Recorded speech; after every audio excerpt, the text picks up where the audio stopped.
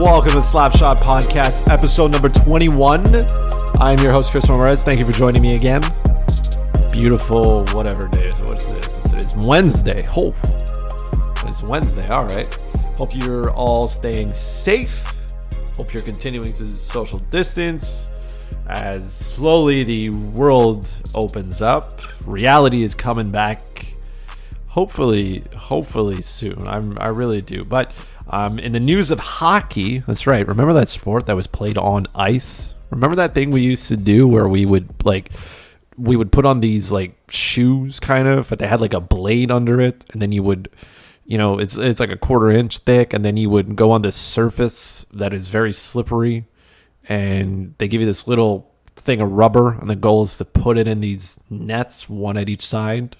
Yeah, that thing. It's slowly coming back. So phase 2 of the NHL's return to play is coming. Actually, it's probably started. A lot of teams were instructed that they could open their practice facilities. It's a voluntary for players.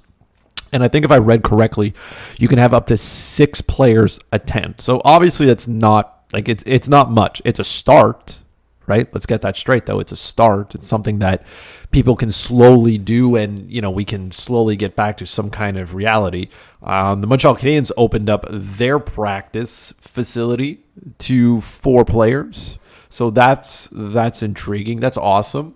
And like I said, it's coming back slowly. So they opened it up on the 15th, which was Monday. Monday was for testing. Players had to get tested, make sure that they have no coronavirus, and then training camps, quote unquote, opened on the 16th. 4 Montreal Canadiens players took part in it: Paul Byron, Jonathan Drouin, Charles Hudon, and Michael McNevin. So obviously those 4 players are living in the Montreal area, I guess, if they can return. And the reason, I guess, why it's voluntary as well is, right, there are some players who are still concerned about how this is going to come back. And I think I've gone back and forth here. At first I was like, man, I think hockey's going to come back. And I was like, I don't really think so. Now I'm like, oh, wait a minute, they have a plan to come back. And now I'm like, but what happened? Like, it's so back and forth. I can't imagine what it must be like for the players or for the league trying to figure this out, right? And I was reading, I think it was on Twitter, somebody tweeted that Sean Couturier had an excellent question, right? And the question was, what happens if you restart? Let's say you restart everything, playoff starts, and what happens if one of those players tests positive? Then how does, what happens during the playoffs? Do you then test all the players, right? I assume they would, right? I'm just going to go on a limb here and say they would. At that point, like, that player's got to self-quarantine for 14 days, right? So does the team basically lose that star player, not due to injury, but due to 14 days? Like, what can he do? Can he work out, go to a training facility? Probably not. So then he's away for 2 weeks, then he's got to come back. Like, that was a good question that Couturier asked. And that's part of, like, this whole process of returning to play is, like, every time I ask one question and then I think I answer it, that answer gives me 2 other questions, right? Like, can you imagine Stanley Cup Finals? I don't know. Let's say, Pittsburgh is there, Vegas is there.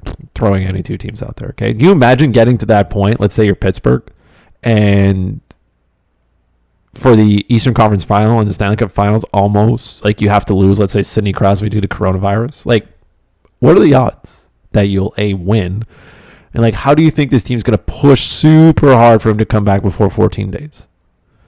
This is a tough situation for the league to handle. I think they're doing they're doing the best with what they have. And that's all you can really ask for at this point. There's nothing else that can be done here about how to go, because we don't know how it is. And yes, there are some, leagues that have started, in other countries, right? Bundesliga has come back, right? Japan's, not Japan. I think it's Korea. I think it's a Korean baseball league. Yeah. So there are leagues that are doing it, but there are leagues as well that have gone where the cases have gone down. If you look at the United States, if you look at the United States, like, coronavirus cases are going way up. You have some states, I think it was Texas, Florida. I think there was a couple of other ones as well. Right, states that have opened up relatively quickly, they have a surge in coronavirus cases. So, like, how does it go about? Let's say for players who live in the Dallas area, right? If Texas sees their coronavirus case go up, what about Tampa Bay, Florida, and the Florida Panthers? Well, I mean, Let's forget the Florida Panthers. They didn't make the playoffs. But what about Tampa, right?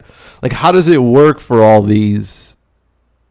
Like, I find it hard, right? The Canadian government and the U.S. government have agreed they're going to keep the border closed. So, like, I'm assuming there's a clause in there that allows, players to at least travel, right, across the border once for their job, right? You think about it, NHL players have a job. It's to play hockey. But so far, if I was a betting man again and I had to put some more money on this, let's say, as of what I know now, I would probably like, the league is trying and they're going to push really hard. Now, how many players, I'm interested to see how many players say, I'm not going to participate. And there are players who may say, no, I'm not doing this. I'm not doing this. I don't like they don't like what's going on, or they don't feel safe. And this is a genuine thing that players are going to ask. I'm sure the NHLPA has had a ton of questions about this. Player reps the same thing. Like, if you can't do this without keeping players safe, because players are players. Like, people think that they're just, they're players and that's it, and they're, disposable and whatnot. But let's not forget, these players have families, right? Will some of them bring their families with them? I don't think so. Which means they got to be away from their family. But let's say they want to. Let's say they do want to bring their family. Like, how do you go about that at that point? Like, what happens if one of these players gets sick? How does their, significant other feel about this? What if they have children? It's really, really complicated. And I think I've said this a lot. Like, I definitely want hockey to come back. I miss it. But this is far. And just the opening up of the training camp, like, it felt good. It felt good to have some hockey news about something happening in itself, right? And then yesterday, depending on when you listen to this, today's Wednesday, so Tuesday, right? Sideswiping here a little bit. The Buffalo Sabres announced that they were firing, their GM or whatnot. And honestly, it's kind of hard to keep track in Buffalo about what's going on here. But the Buffalo Sabres are just an absolute mess. And when I think of a mess, I'm starting to feel like this franchise seems to be doomed. And as much as I want them to do well, right? I do. Buffalo deserves to have a decent team. But since Terry Pegula has taken over, like, this team has gone through they've gone through a ton of head coaches. They've gone through GMs. I think if you just listen to Jack Eichel talk, you understand that he is annoyed. I think he's annoyed with losing. And you never want... how can I say this? You never want your top player to be annoyed. And Eichel is good, right?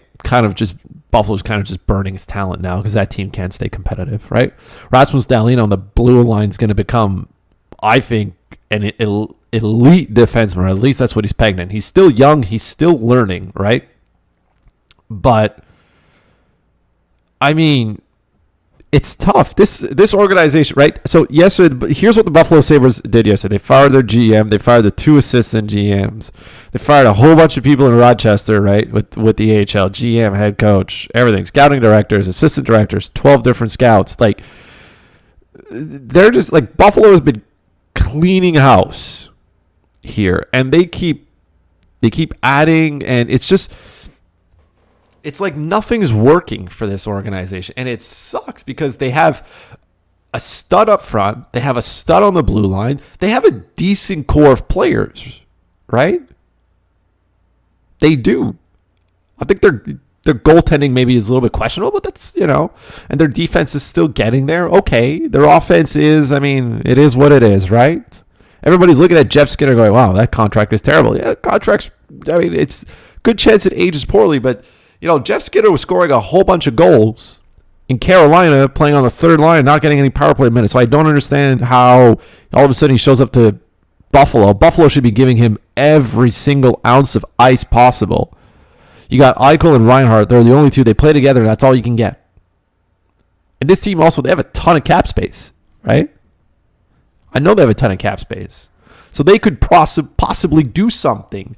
And for whatever reason, and it's not like the East, mind you, okay? The Atlantic Division is garbage. It's pure garbage, okay? The Habs made the playoffs with a record that, I mean, whew, right? Their division is just, it's trash. Detroit's in it. So by default, in the Atlantic Division, there are not 8 teams. There are 7 because Detroit is in it, okay? You got Ottawa, right? You got Buffalo, Montreal, the Panthers. So outside of Boston, Tampa Bay, and I'll throw Toronto in there, and they're like on the cusp of it. Like those are 3 really good teams there. 3 really good ones. Then the rest of that is up to grabs. So Buffalo can make the playoffs as a wild card just by, somewhat existing, which is not the case. It's not like they're in a division like the Metropolitan where literally every single team in that division can make the playoffs. They did almost. And in the return to play 24, the only team that did not make it was New Jersey. The Rangers, the Islanders, the Jackets, the Hurricanes, the Penguins, the Flyers, and the Capitals all made the quote-unquote playoffs. I mean, I don't know, man. I hope that Buffalo can return to the greatness that they once had. Because they have some pieces. Are they missing some? Yes, but you need stability from the top down. So your ownership. And look, I mean, is Terry Pegula a terrible owner? I don't think so. Is he a piece of shit? Well, I think so, right? I mean, he was one that wasn't really sure if he was going to pay his, the arena staff during the pandemic. So, I mean, it just sucks for this organization. It sucks if you're a Buffalo Sabres fan right now and you don't know what to do. But hey, the good news is you can sit back and maybe watch hockey when everything maybe returns to play. And, next year you can go through the same emotions again and again and again and every day until the end of time, right?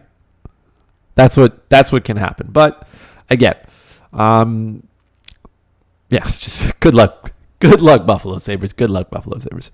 The main part that I want to talk about on the podcast today does have to do with sports, and it doesn't have to do with sports. So we're going to talk about everything that's going on right now in the United States and around the world in terms of racism and in terms of Black Lives Matter and why that's important. And if you don't want to hear this part, or you're like, man, Chris, I wanted to come here and not have to listen to this, man. You can stop as of this point and not go forward. You can listen to the first 13 minutes of the podcast and call it a day for you. If you do want to listen to the rest, by all means, stick around. And it's okay if you don't. Look, that's fine. I'm not going to disagree with your opinion on how you feel.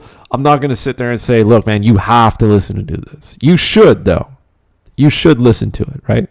Because the beauty of the people who are going to just turn this off right now is you have the ability to not hear something. You don't want to hear this, you just turn it off, move on to something else, and be like, fuck it. That's it. I'm done with this podcast. But imagine if you're an African American who has to deal with racism every day. You can't turn that off. They cannot just say, well, you know what? I don't want to listen to Jim's racism today. I'm just going to turn it. You can't. You can't turn it off. You cannot turn racism off. So I encourage you to stick around and listen to at least my perspective of it. And you can disagree with it. You can agree with it. You can have a different opinion than me, and that's fine. I am not here to tell you your opinion is wrong. I will suggest that you maybe change it. But I won't tell you your opinion is wrong, even if it's close to being absolutely wrong. If you're one of those people who believes that all lives matter, you just walk around yelling that. That is true. All lives do matter, right? But right now, what's important is that there is an alarming amount of African American men and women who are dying when they encounter police. Too high of a number, okay? And when it's too high of a number like that, something's not right. And do all lives matter? Absolutely. Everybody's life matters, right? Everybody's does. Your life, my life, the guy next door, Brad Marchand, all those lives matter, okay? But right now, like I said, there's a large majority of African American lives that are being lost, and they're tired of it, man. That's what's happened now. They have got tired of it. And people, white people specifically, right? We live in privilege, okay? We have a lot of it. I know I am privileged as a white Canadian as well. I know just how privileged I am. And I'm going to tell you the moment I realized just how privileged I was, okay? And it's going to sound stupid. Last year around time of March, I went down to Philadelphia. Great city, by the way. If you've never been, you should go. Great city. I went to go watch with a buddy, Habs and Flyers. And the night before, okay, we're leaving, okay? I'm going to meet him down there. I get all my stuff. I got my luggage packed. I grab my passport. I open my passport, and I realize my passport is expired. It expired in January. And now I'm like, what the fuck? I'm like, holy shit. Like, granted, it's March now where I'm going, so it's not expired by much, but it's still expired. My official document that allows me to travel to another country is expired the night before I have to leave. And I am freaking out right now. Like, I'm like, oh my God. Like, I went through so many Google searches just to be like, can you cross the US border from Canada with an expired passport? And never, by the way, if you've never done that, don't do that, okay? Because that's not a good rabbit hole to go down, because all you get is maybe. And every single site is different. And it clearly says that you could get to the border, they can turn you away because, well, you have an expired passport. So I'm like, look, I got every single piece of ID that the government has ever sent me possible. Birth certificate, right? Health card, Medicare card here, driver's license. I mean, everything. Every document, if it had my name on it, if it was on the website of things I could bring, I brought it. And then I chucked out to the border, right? I don't live far from the border. I live, about an hour away from the New York border. So I was like, look, I'm going to go early because it said on the website they could, ask you to, drive aside, wait as they check. I'm like, fine. That's fine. I left was like 2 a.m. I had to be in Philly by like 3-4 o'clock so I could check in to my Airbnb. And I was like, all right, well, I'll leave early because I'm expecting to get there and wait. So I'm leaving like 10 hours in advance where I don't need to. But anyways, I get to there and I get to the border guy and I give him my passport, and I was straight up with him, because if there's one thing I hate, and I've told people this, I am terrified of crossing the border. I feel like a criminal, and I haven't even done anything wrong. I don't cross the border with anything. I don't, like, water, nothing. I will wait. Like, if you've crossed the border where I'm talking about, the Lacolle border in Quebec, right? You cross, and then like the first exit, there's a couple of gas stations, there's a McDonald's and stuff. Like, that's where I'll stop and I'll get anything that I want, right? I'll get a coffee or whatnot. That's where I buy. But I bring no food, nothing with me before, because I don't like. I once crossed the border with 6 bagels that I told the agent.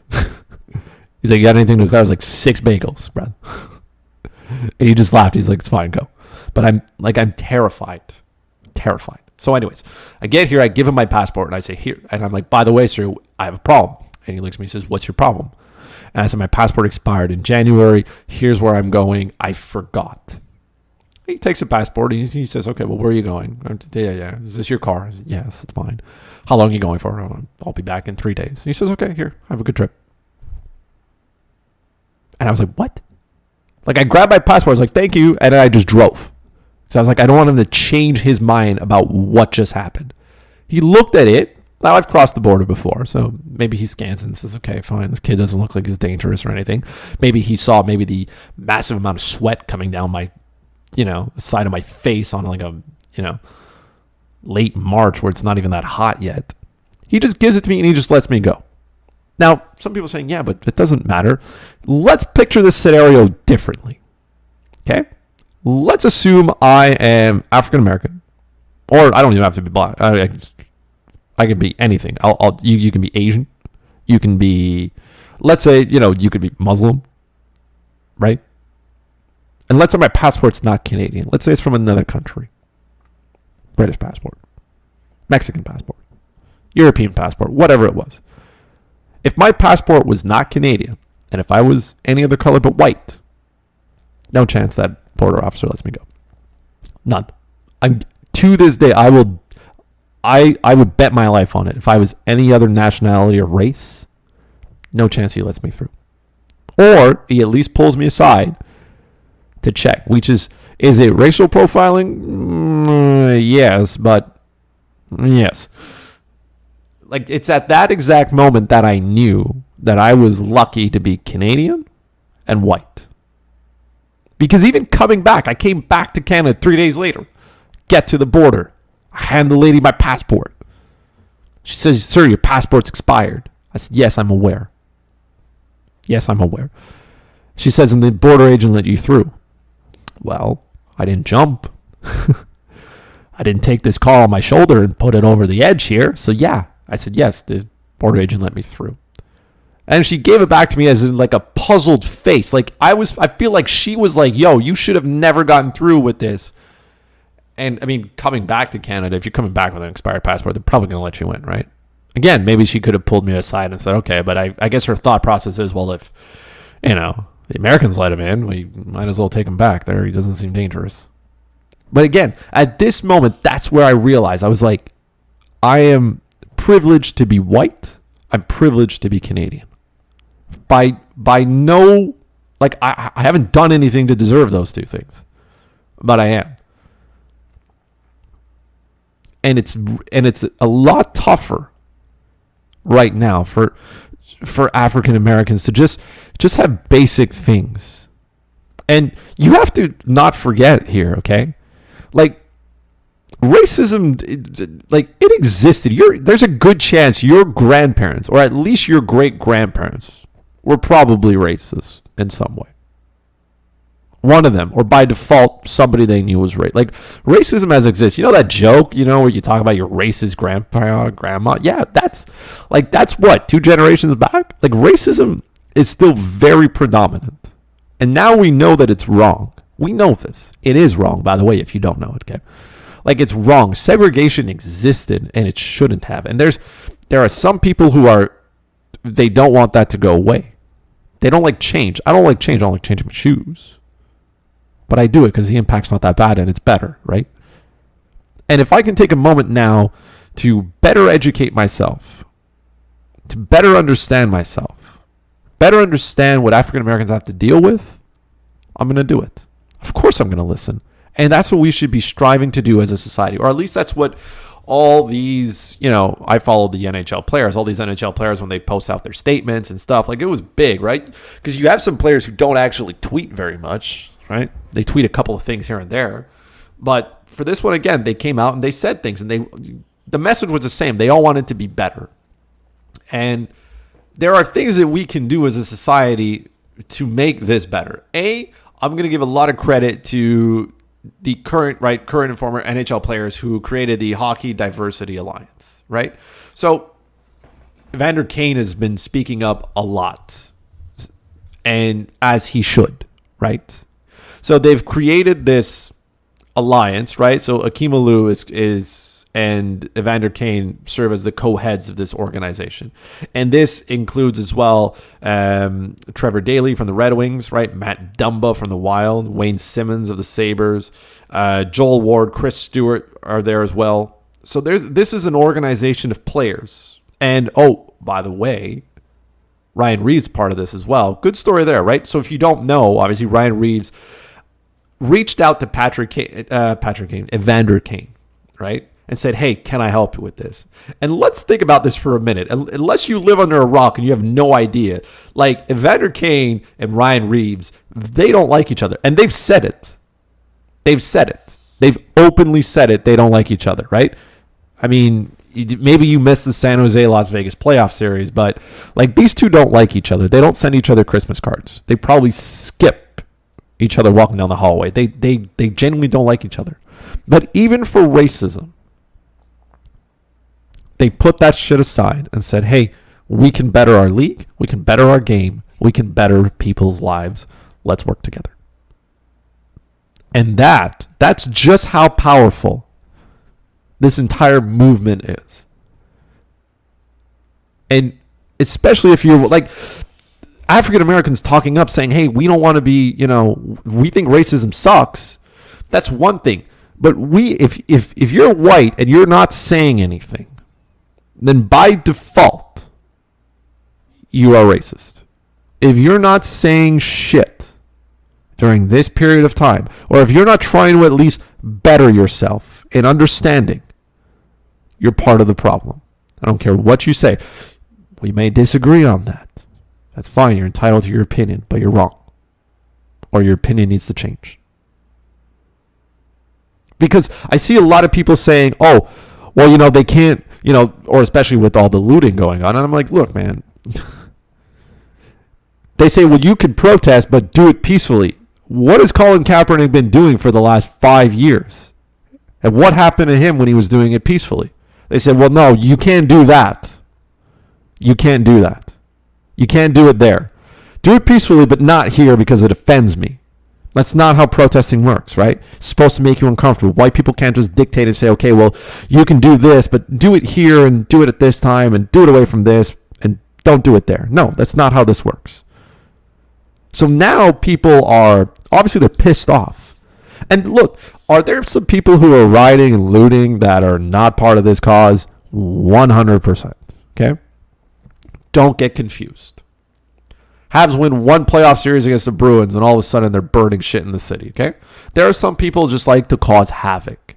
You know the part in the Joker, right, in the Batman movie, right, The Dark Knight, right, where Bruce is there, and he says some people just want to watch the world burn when he's referring to the Joker. Some people just want to cause havoc, and they're waiting. And this is a good moment for them. So they burn shit, and they break stuff. Are some people part of the Black Lives Matter movement and looting? Yes. There are. But let's understand how fed up these people are. They're bringing attention to this. Are they doing it the right way? I don't know. But they're bringing attention to it. And they're saying, look, I've had enough. Kind of like kids. You know how kids, when they want something, sometimes they throw a temper tantrum in the middle of the store when they want something so everybody focuses on them? Well, now, black people have had enough. They've had enough of being, of dying for police encounters where you shouldn't die. And I get that police officers have a very tough job. I get that. They do. They have a very tough job. And it's not always easy. I'll give them that. It's not easy. And I think they need maybe a lot more support. But you can't have people dying for regular just traffic infractions, I want to call them. Just regular encounters with police. You can't. I've never feared for my life when a police officer pulls me over and asks me to see license registration. Never. I don't fear I'm going to die. Yet somehow African Americans end up in situations where they die. And it's unfair. And again, we don't have to agree on this. I listen to the other side, and I don't agree with it. I don't like it. I think it's delusional, but you're entitled to your opinion. And I'm not going to change it, by the way. I'm not going to change it. Just like if you're racist and you believe it, I'm not going to change it. I can't. I can't.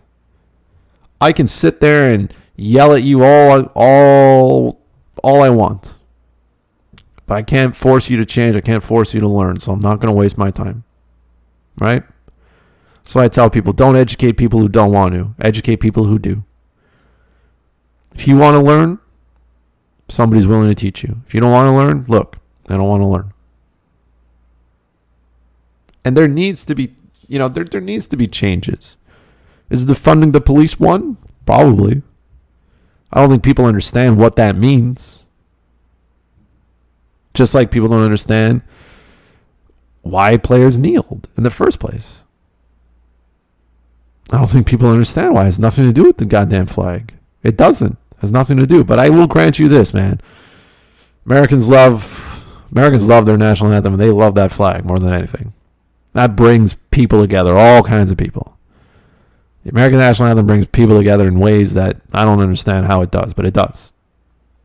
It's a beauty to watch sometimes. And shout out to NASCAR as well for banning the Confederate flag at their events. Same thing with the Confederate flag. That thing should basically not exist.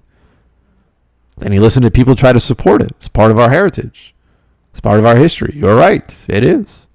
That doesn't mean you need to display it all that time.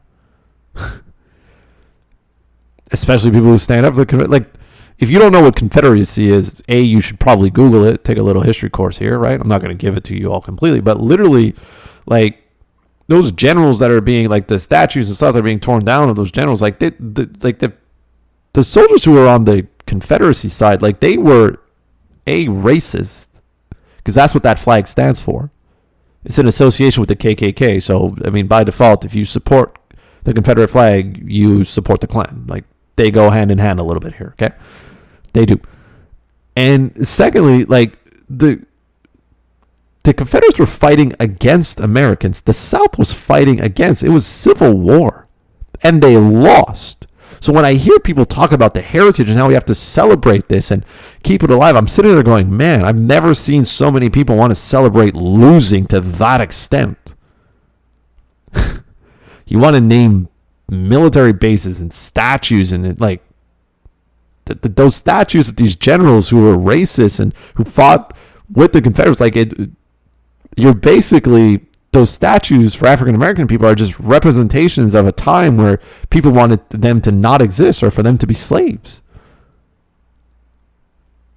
And my first time when I went to North Carolina, I've been, 3 times? Been to Myrtle Beach a couple times as well.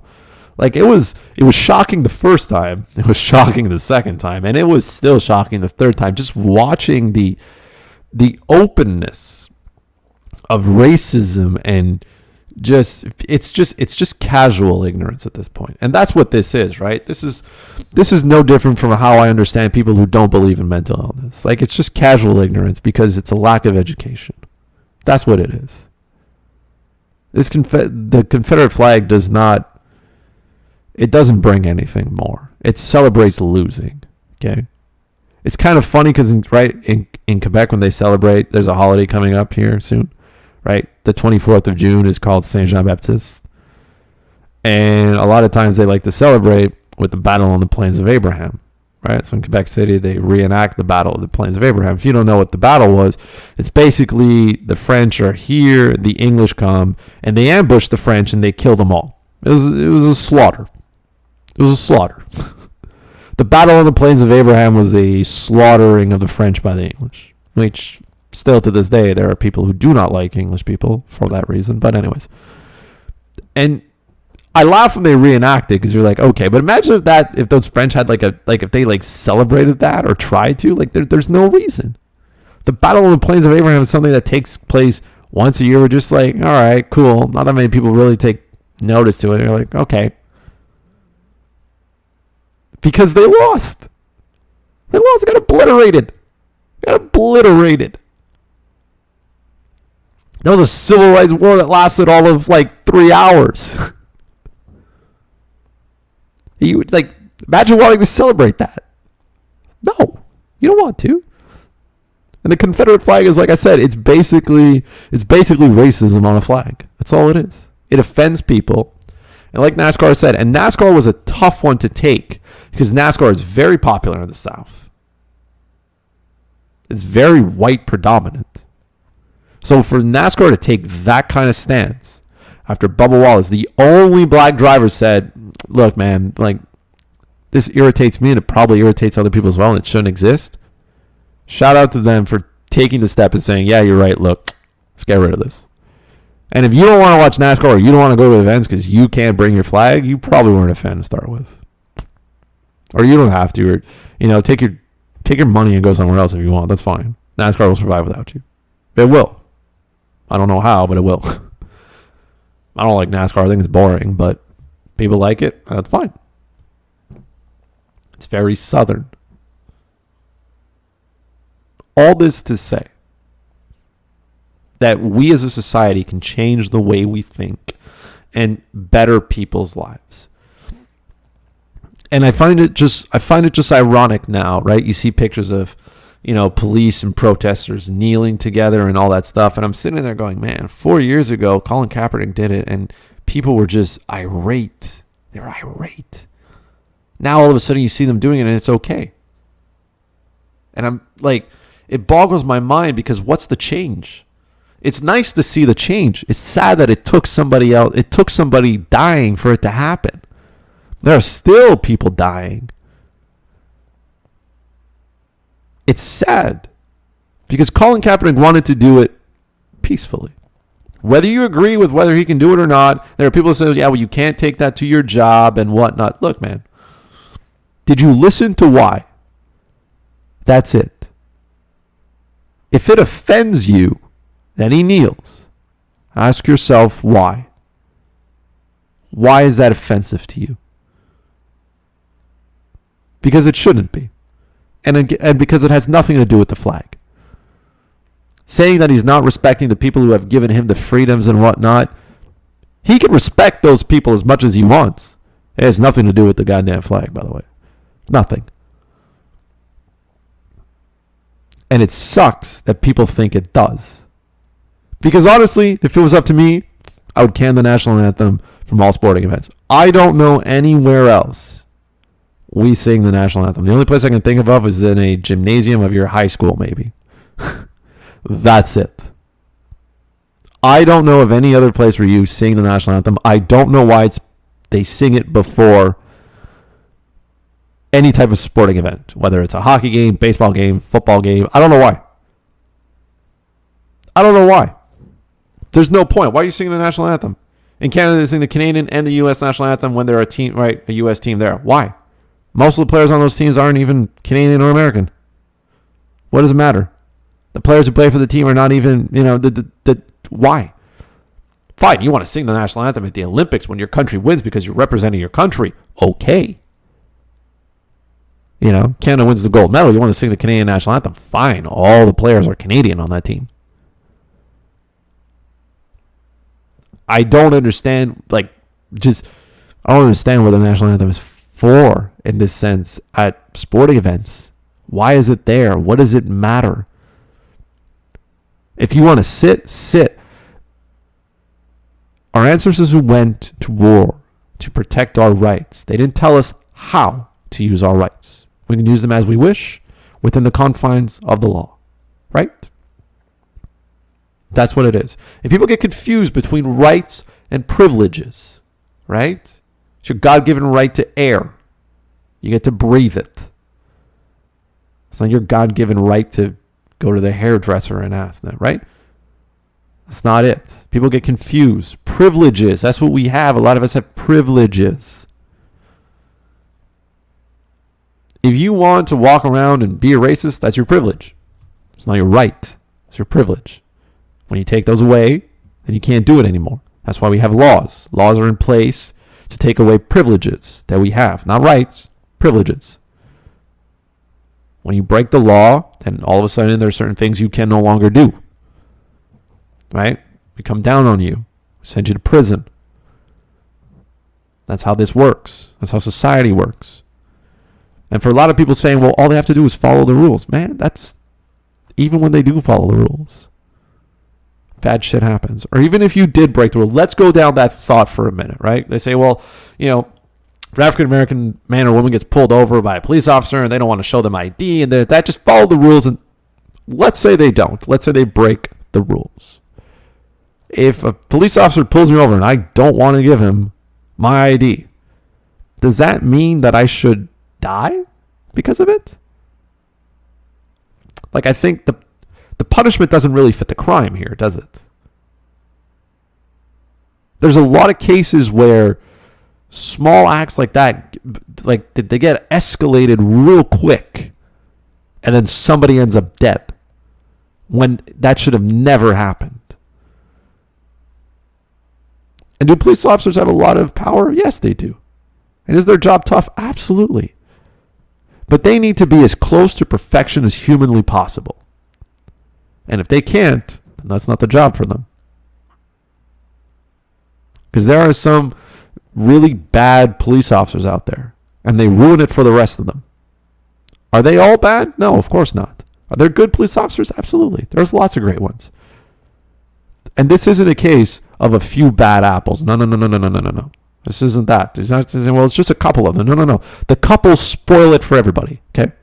That makes them all look terrible. And then all police officers are at risk now, even the good ones. Because if I gave you a bag of Skittles and I said, hey, there's one Skittle in there, by the way, if you eat it, it kills you. I guarantee you throw the whole bag out. You don't even eat one. So if there's one police officer in a precinct who's racist or who does things as he shouldn't, is it the problem of the whole precinct? Absolutely. Just like it was when you were in grade 4 and you couldn't go out for recess because little Jimmy here wouldn't shut his mouth, and now the whole class has to stay inside for recess because Jimmy didn't want to shut it. Is Jimmy the only bad apple? Probably, but he spoiled it for everybody. But instead, what did we do? We looked at little Jimmy and said, Jimmy, shut your mouth, bro. I want to go outside and play soccer.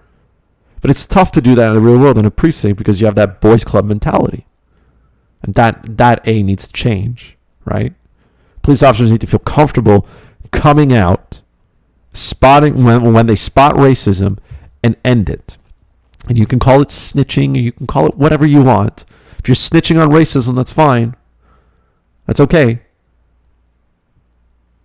There's nothing wrong with that. There's nothing wrong with being a good person and calling out somebody else. Nothing wrong with it. And I think as a society, we can change this. I do. I really do think so. I think we got to try harder, though, and we got to have rules, and we got to have laws, and we got to push people to the edge of their seats to get it done. And does that mean making some people uncomfortable? Yes. But like I said, if I don't want to hear me talking right now, I can just turn this off and move on. That's about it. Right? I saw people getting all offended. Play Call of Duty. Black Lives Matter shows up on the screen. People said, oh, man, look at that Call of Duty now getting all political. I don't want that. I come here to take a break. I don't want this in my face. I'm saying, wow, man, you have a place to go to take a break from shit you don't want in your life. But there are other people who can't. That's privilege. So bombard as many places as you want with it. At one point, people are going to get so sick and tired of seeing it, they're going to sit down and say, fine, we'll do something. That's what you got to do with some people, right? Some people don't want to learn until you literally burn them out. I got 2 cats. One of them will meow for like hours if I don't feed him at 7. If it's 7:05, boy, am I going to start hearing it. Sometimes he starts early, 6:30, letting me know that he's hungry. If I don't feed him, he's going to start knocking shit off counters and stuff and just being unbearable. I can let him go for an hour and a half. And at one point, I'm going to say, okay, fine. Here's your food. Shut up. He knows it works. And that's what we have to do with some humans. Bombard them until they say, fine, I'll sit here and I'll change. Or at least I'll do something that pretends that I'm changing. Or maybe I will. Or maybe I'll listen. Push people to the point of being uncomfortable. Because you do not evolve and you do not adapt when you're comfortable. You adapt when you're uncomfortable. Take yourself out of your comfort zone. Put yourself in a situation you don't like. See how that makes you feel. And then try to be better. Adapt from there. That's what we have to do as a society. Because it's not just for you. We all have an African American friend. We all love that person as much. Better their lives. Why wouldn't you want to better somebody's life close to you? Why? Why wouldn't you want to do that? Imagine looking at your friend who's an African American, boy or girl, looking at them and saying, man, I'm not going to say shit because I need to stick to sports or stick to what I do or because I'm tired of seeing it. Imagine having that conversation with them right in front of them. Man, that'd be a tough one, wouldn't it? Because you would want to help your friends as much as possible. Well, you all know somebody, so do it for them. Better yourself so you can help better them.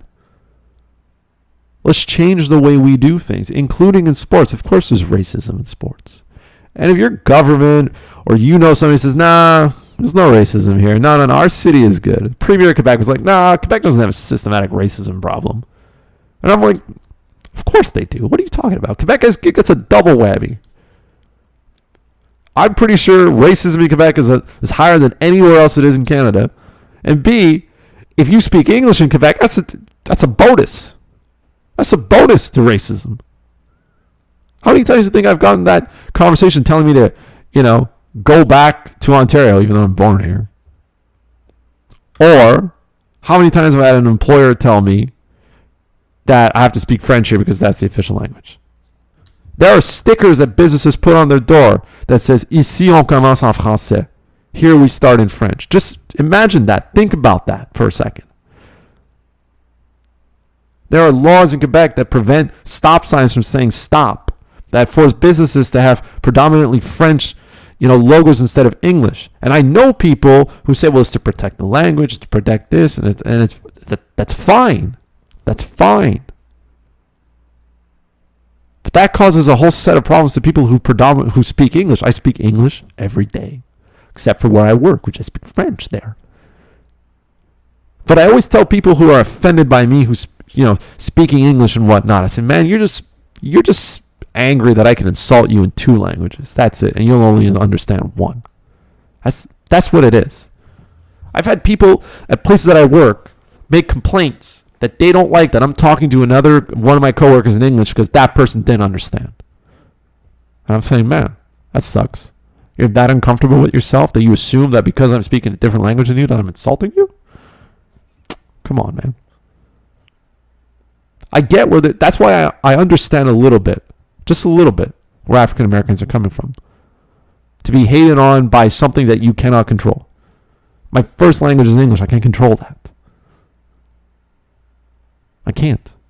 I'm not going to force myself to speak French when I don't have to because I'm comfortable when I speak English, man. That's it. There are a lot of people like that. Can I do both? Absolutely. I'll switch back and forth, man. Oh. They call it Franglish. Half of it is in French, half of it's in English. And on top of it, Quebec French is not sexy either, man. That language is broken AF. It's not like France French, where it's proper and it's elegant, and every word is actually in French. In Quebec, most of those words are English. In French, they call it un anglicisme, when they use a word that is English in a French sentence and just add a French accent to it.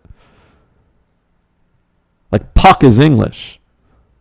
When they say passe-moi le puck, the correct term is rondelle, by the way. But yes, let's preserve your French language. I am all for it. I am all for inclusion of people. Are the laws tough sometimes? Fine. But make it as though, especially when it comes to language, make it as though, try to include people. Don't force shit down their throat, because I tell you what, that's how you get people to do the exact opposite of what you're trying to do. Forcing it down their throat. That's not how it works, man. Be encouraging. Which is the same thing, by the way, with the movement for African Americans. There are some people who don't want it. Don't shove it down their throat. But give them a place where they can come and learn. Invite them to learn. Give them a reason to want to be better. Treat it like a black church, man. Holy shit. You ever been to one? It's a goddamn party. It's a party. I would go to that. If I went to church, I would go to that. It's a party. They're singing. Everybody's having a good time. Make it inviting. Change this. Help the people who do want to change. And you know what? All this looting and stuff, does it affect some people? Business owners who can't restart and what? Yes, it does, and it sucks. And even those, there are business owners who said, man, I get it. Or you know what? It's stuff. We can replace this stuff. And it's true. You can replace stuff. You cannot replace lives. Remember that. Because I see a lot of people saying, I support the protest, but I don't support the looting. Change that sentence around, though. I saw that somewhere, and it made me realize that, yeah, you're right. Say it the other way. I don't support the looting, but I do support the movement. And I do. I want to make it better. Whatever I can do to help, I'll do it. I want to better myself because I have African American friends. And I want them to live in a world where, maybe they get to the border with their passport that's expired, and the border agent lets them through. So we can be better. We have to want to do it. But if we challenge ourselves and we put ourselves in an uncomfortable spot to grow, we can do it. So go out, learn something new, understand how to better yourself. You got all the time in the world, by the way. Right? Countries are slowly opening up, but you still got time to do shit. So do it. And maybe one day we can just, we'll look back at this racism and be like, man, what the fuck? As we should kind of look back at it and be like, man, I can't believe we did that. Kind of like imagine, right? Back then, apparently, you used to be able to smoke in a school. Teachers would smoke at the desk with their kids. Now, think about that. You'd be like, what?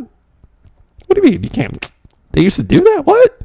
Exactly. Maybe one day we'll look back at racism like that and be like, what? You used to fire somebody because he was black? Come on. We can do this if we work together, okay? African American people, white people, whatever your nationality is, we all got to work together. This isn't just a black issue. That's not it. It's a world issue. All of us. We work at it, we can change it. If you're still listening to this, thank you. If you don't know where to find the podcast, you can find it on Spotify, you can find it on Podbean, you can find it on Apple Podcasts, you can find it on Stitcher, you can find it on YouTube as well. Make sure you follow the podcast on Twitter at Slapshot Podcast. You can follow me on Twitter at FuzzyChris91. Don't forget to subscribe, rate to the podcast. That really helps. Thank you a lot. And yeah, that's what I had to say today. So again, thank you for sticking around. I love you all. Continue to improve yourself. Continue to social distance yourself. And we will talk again very, very soon. Cheers.